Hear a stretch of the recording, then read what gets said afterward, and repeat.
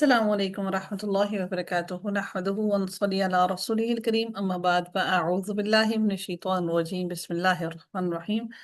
رب اشرح لي صدري ويسر لي أمري واحلل عقدة من لساني يفقهوا قولي. ربنا زدنا علما، اللهم فقهنا في الدين، آمین یا رب العالمین. آغاز ہوتا ہے رکن نمبر 16 کا، آیت نمبر 71 سے. اس کی تفسیر کو دیکھتے ہیں. سورہ نحل چل رہی ہے، پارہ نمبر 14. اللہ رب العزت ارشاد فرماتے ہیں: واللہ فضل بعضکم علی بعض فی الرزق. اللہ تعالیٰ فرماتے ہیں کہ اور اللہ تعالیٰ نے تمہیں ایک دوسرے پر رزق میں فضیلت دی ہے. بڑی اہم ترین بات ہے کہ ہم پریشان ہوتے ہیں کہ فلاں کے پاس اتنا پیسہ، اتنی دولت آ گئی اور ہمارے پاس کچھ نہیں. ہم محنت اتنی کر رہے ہیں اور دن رات لگے ہوئے ہیں، لیکن ہمارے پاس کچھ ہے نہیں، اتنا نہیں ہے جتنا فلاں کے پاس ہے. در حقیقت ہے کیا کہ مشرکوں کی جہالت و نادانی کا بیان ہے کہ انہوں نے اللہ تعالیٰ کے شریک بنا رکھے ہیں، حالانکہ انہیں اللہ تعالیٰ کے غلام بھی سمجھتے ہیں.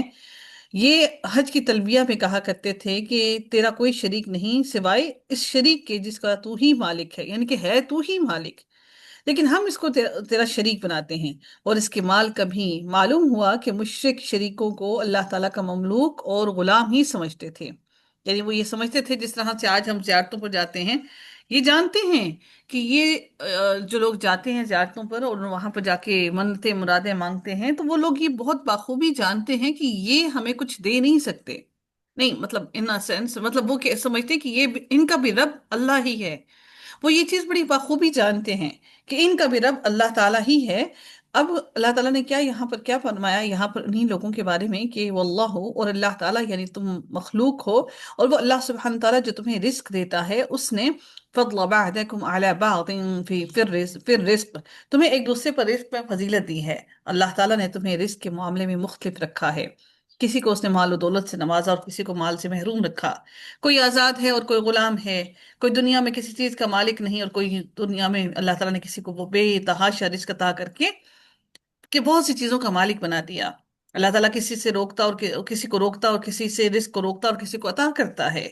اللہ تعالیٰ فرماتے ہیں فَمَا الَّذِينَ فَضِلُّوا بِرَادِّي رِزْقِهِمْ عَلَى مَا مَلَكَتْ أَيْمَانُهُمْ فَهُمْ فِيهِ سَوَاءٌ.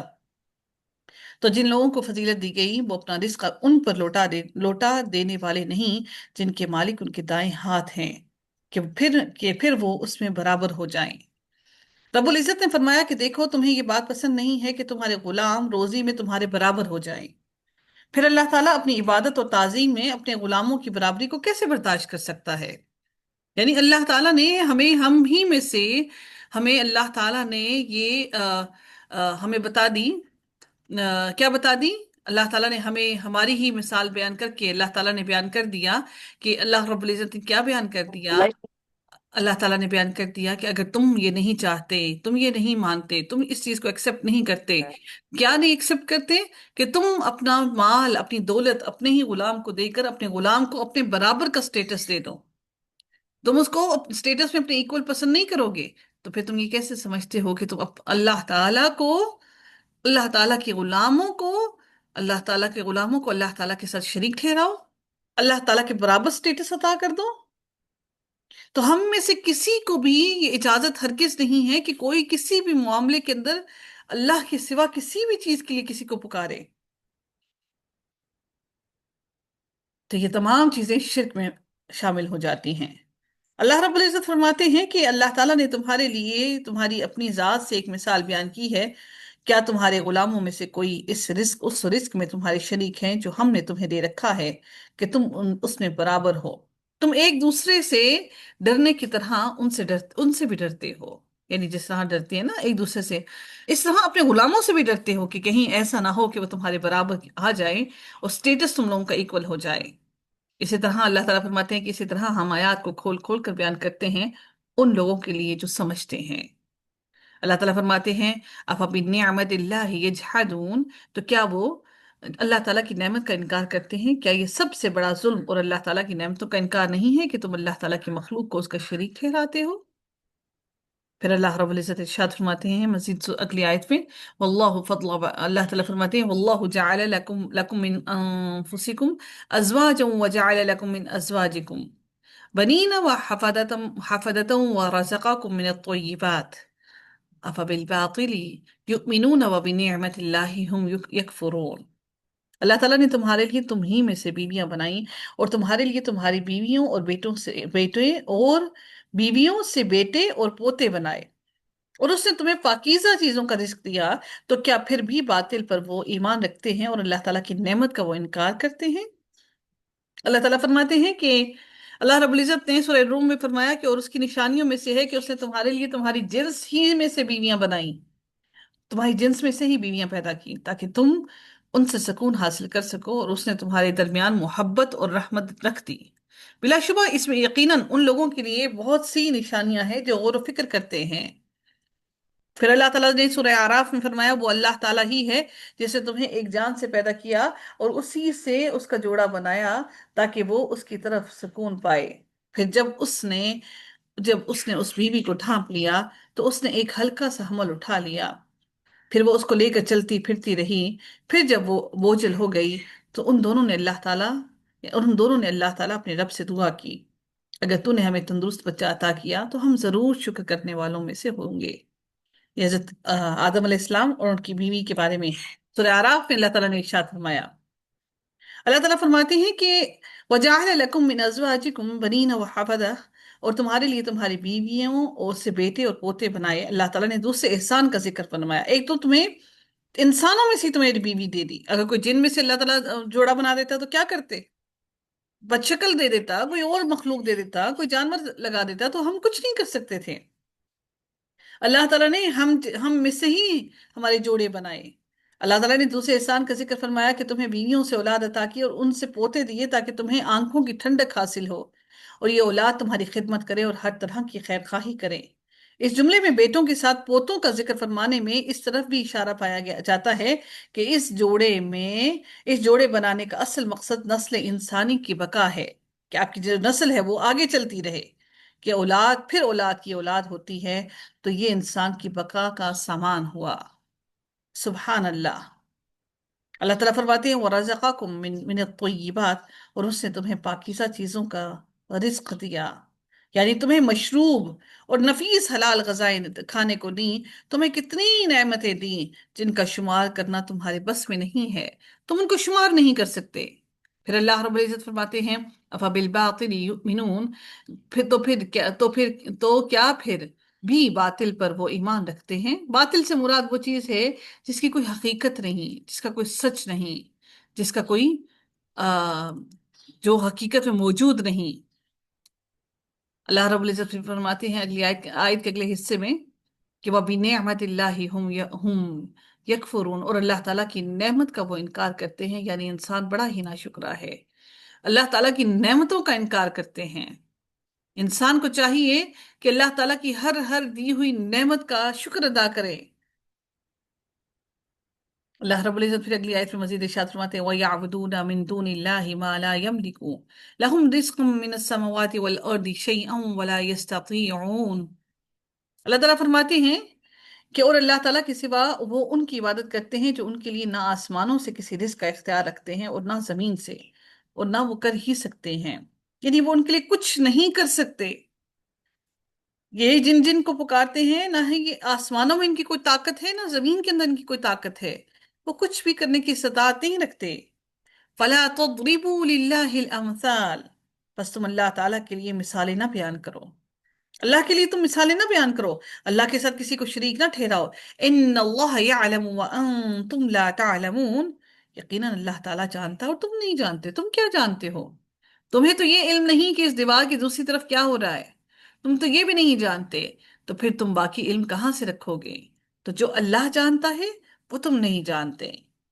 अल्लाह ताला फिर फरमाते हैं दरबल्लाहु मसलन मसलन अब्दन ममलूकन ला यक़दिरु अला शैइन वमन रज़क़नाहु मिन्ना रिज़क़न हसनन फहुव युनफिकु मिन्हु सिर्रन व जहरा। अल्लाह ताला ने एक गुलाम की मिसाल बयान की है कि वो किसी चीज पर इख्तियार नहीं रखता, और एक एक शख्स वो है जिसे हमने अपनी जनाब से अच्छा रिस्क दिया है। अल्लाह ताला ने एक गुलाम है, फॉर एग्जाम्पल एक गुलाम है, वो किसी चीज पर इख्तियार नहीं रखता, जो मालिक का माल है, ना दुनिया में किसी चीज का इख्तियार रखता है, और ना ही अल्लाह ताला के, अगर उसने अल्लाह ताला की इताअत ना की تو آخرت میں بھی اس کو کچھ نہیں ملے گا۔ وہ نہ اللہ تعالیٰ کی اطاعت والے کام کرتا ہے اور نہ ہی کوئی بھلائی کرتا ہے، اور اللہ تعالیٰ کے راستے میں وہ کچھ خرچ بھی نہیں کرتا۔ لا يقدر على شيء، انسان کی مثال ایسی ہے جیسے لا يقدر على شيء، وہ کسی چیز پر اختیار نہیں رکھتا، جو مال کا مالک ہے نہ دنیا میں کسی چیز کا اختیار رکھتا ہے، نہ دنیا میں کسی چیز کا اختیار کس طرح نہیں ہے کہ وہ اللہ کی راہ میں، اللہ کی اطاعت میں کوئی کام نہیں کرتا۔ وَمَن رَّزَقْنَاهُ مِنَّا رِزْقًا حَسَنًا فَهُوَ يُنفِقُ مِنْهُ سِرًّا وَجَهْرًا۔ اب دوسرے اس شخص کی مثال بیان ہو رہی ہے جس کو اللہ تعالیٰ نے اچھا رزق دیا تو وہ اس میں سے پوشیدہ اور اعلانیہ طور پر خرچ کرتا ہے۔ دوسرا شخص آزاد دولت مند ہے، اللہ تعالیٰ نے اسے بہترین رزق عطا کیا ہے، وہ سخی ہے، بھلائی کے کاموں کو پسند کرتا ہے، کھلے اور چھپے مال خرچ کرتا ہے۔ حل یستوون، کیا وہ دونوں برابر ہو سکتے ہیں؟ کیا یہ دونوں غلامی اور آزادی میں برابر ہو سکتے ہیں؟ یہ دونوں اللہ تعالیٰ کی مخلوق ہیں اور ان میں مساوات ممکن ہے؟ جب یہ دونوں مخلوق ہوتے ہوئے برابر نہیں ہو سکتے، جب یہ دونوں غلام اور جو جس کو اللہ نے دیا، اور جو غلام جو نہ قدرت رکھتا ہے نہ کسی چیز پر اختیار رکھتا ہے اور ہر اعتبار سے محتاج ہے، وہ اس رب کے برابر کیسے ہو سکتا ہے جو سارے جہان کا مالک ہے، جو تمام جہانوں کو نست و نابود کرنے پر قادر ہے، جو سارے جہانوں کو سب کچھ دینے پر قادر ہے۔ الحمدللہ۔ اللہ تعالیٰ پھر اپنی تعریف بیان کر کے کیا فرماتے ہیں کہ سب تعریف اللہ تعالیٰ کے لیے ہے۔ حل یستوون، کیا وہ دونوں برابر ہو سکتے ہیں؟ دونوں برابر نہیں ہو سکتے۔ اللہ کی ذات اور اللہ تعالیٰ کے ساتھ وہ جو شریک ٹھہراتے ہیں، یہ کیا وہ دونوں کبھی برابر ہو سکتے ہیں؟ میرا رب تو مالک ہے، میرا رب تو قادر ہے ہر چیز پر۔ پھر اللہ تعالیٰ نے فرمایا کہ سب تعریفیں تو اللہ کے لیے ہی ہیں۔ بل اکثرهم لا يعلمون، بلکہ ان میں سے اکثر لوگ نہیں جانتے، اکثر لوگ اس حقیقت کا علم نہیں رکھتے کہ سب تعریف اللہ تعالیٰ کے لیے ہے۔ اگر لوگوں کو اس کا علم ہوتا تو وہ شرک نہ کرتے۔ ہمارے دلوں میں جو اضطراب ہوتا ہے، جو ہمارا دل ہر وقت پریشانی میں مبتلا ہوتا ہے، وہ اسی لیے کہ ہم اپنی تعریف کروانا چاہتے ہیں، ہم خود کو، ہم اپنے نفس کو مطمئن کرنا چاہتے ہیں، ہم اپنے دل کو مطمئن کرنا چاہتے ہیں۔ تو ہم میں سے بہت سے لوگ ایسے ہیں جو خود پسند ہیں، اپنی تعریف کو پسند کرتے ہیں۔ اگر میں 90% یا 99% کہوں تو یہ غلط نہ ہوگا، جبکہ تمام تعریفیں صرف اللہ کے لیے ہیں۔ وَضَرَبَ اللَّهُ مَثَلَ الرَّجُلَيْنِ أَحَدُهُمَا أَبْكَمُ لَا يَقْدِرُ عَلَى شَيْءٍ وَهُوَ كُلٌّ عَلَى مَوْلَاهُ أَيْنَمَا يُوَجِّههُ لَا يَأْتِ بِخَيْرٍ هل يستوي هو ومن يأمر بالعدل وهو على صراط مستقيم۔ اور اللہ تعالیٰ نے دو آدمیوں کی مثال بیان کی، ان میں سے ایک گونگا ہے جو کسی چیز پر قدرت نہیں رکھتا اور وہ اپنے آقا پر بوجھ ہے، وہ جہاں بھی اسے بھیجتا ہے وہ کوئی بھلائی نہیں لاتا۔ کیا برابر ہے وہ اور جو انصاف کا حکم دیتا ہے اور وہ سیدھے راستے پر ہے؟ یعنی ایک غلام اس کو جہاں بھیجتا ہے، گونگا ہے، اس کو کوئی بھی بات کہہ کر بھیجتا ہے، وہ اپنے مالک کا کوئی بات کہہ نہیں پاتا، بتا نہیں پاتا، وہ اس کی مالک کی بات کو سمجھ بھی نہیں پاتا۔ تو ایک وہ انسان جس کو اللہ تعالیٰ نے قوت گویائی دی، وہ بول سکتا ہے، بات کر سکتا ہے، سیدھے رستے پر ہے، اور جب بھی اس کو بھیجا جائے وہ پورا کام کر کے آتا ہے، جو انصاف پر ہے، جو درست رستے پر ہے، کیا دونوں برابر ہو سکتے ہیں؟ دونوں قطعاً برابر نہیں ہو سکتے۔ اللہ تعالیٰ نے اس کے ذریعے شرکا کی بے حقیقت ہونے کو ثابت کیا ہے کہ گونگے غلام کے ذریعے یہ سمجھایا گیا ہے کہ جو کچھ کہنے کی قدرت نہیں رکھتا اور مالک پر بوجھ ہے، اور وہ اللہ تعالیٰ کے برابر کیسے ہو سکتا ہے؟ یعنی ہم خود مالک کے، ہم خود، ہم انسان خود اللہ رب العزت کے آگے ہم اس کے غلام ہیں، اور اللہ تعالیٰ کے بغیر ہم کچھ نہیں کر سکتے۔ اللہ تعالیٰ کی رضا، اس کے حکم اور اس کے حکم کے بغیر ہم کچھ نہیں کر سکتے۔ تو ہم میں سے کوئی بھی انسان اللہ کے برابر کیسے ہو سکتا ہے؟ ہم نے جو پیر فقیر اور جو بھی بنا رکھے ہیں، ہم جن کو اللہ کے ساتھ کسی بھی معاملے میں شریک ٹھہراتے ہیں، ایسا قطعاً نہیں ہو سکتا۔ دونوں برابر نہیں ہو سکتے۔ اللہ تعالیٰ نے یہ مثال ہمیں اس لیے بیان کر دی، اس لیے ہمیں بیان کر دیا، بتا دیا، تاکہ ہم سمجھ جائیں کہ اللہ تعالیٰ کے ساتھ کسی بھی معاملے میں ہم کسی کو بھی شریک نہیں ٹھہرا سکتے، چاہے وہ محبت ہو، چاہے وہ طاعت ہو، چاہے وہ کوئی بھی معاملہ کیوں نہ ہو۔ بدقسمتی سے ہم خواتین وہ ہیں جو اطاعت کرنے پہ جب آتی ہیں شوہر کی، ہر معاملے میں اطاعت کرنا لازم سمجھتی ہیں، چاہے وہ گناہ کے کام ہی کیوں نہ ہوں۔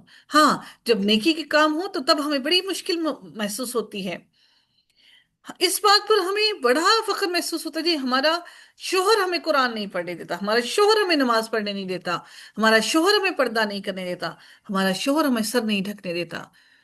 جہاں باقی تمام معاملات میں لڑائی جھگڑے سب کچھ ہو سکتے ہیں، اللہ تعالیٰ کو، اپنے رب کو راضی کرنے کے لیے ہمارے ساتھ، کیونکہ ہمارے اپنے دلوں کے اندر شیطان ساتھ میں ہے، اس وجہ سے ہمارا دل اسی چیز میں راضی ہے۔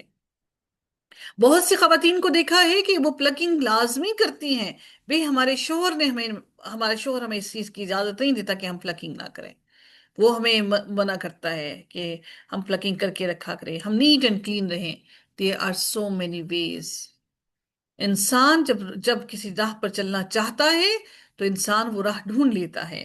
یاد رکھیے کہ قبر کے اندر آپ نے اور میں نے اکیلے جانا ہے، ہمارے شوہر ہماری قبروں میں ہمارے ساتھ نہیں جائیں گے، چاہے کتنی ہی محبت کیوں نہ ہو۔ آپ کو دفن کرتے ساتھ ہی آپ کی جو جگہ آپ کے شوہر کے دل کے اندر ہے، وہ جگہ خالی ہو جائے گی، اور اس جگہ پہ بڑی ہی آسانی سے اگلے دن ہی کوئی آ کر بیٹھ سکتا ہے۔ اس لیے خدا را اپنی آخرت کو اپنی دنیا کے رشتوں کے لیے خراب مت کیجیے، اپنے رب کو راضی کیجیے، اور ان معاملات سے رک جائیے جن کو رکنے سے اللہ نے حکم دیا، جیسے اللہ نے اور اس کے رسول نے کہہ دیا، جس بات سے میں روکوں اس سے رک جاؤ، جو دے دوں اس کو لے لو، جو سے روک دوں اس سے رک جاؤ۔ لیکن بدقسمتی اس بات کی کہ ہم اس بات کو نہیں سمجھتے۔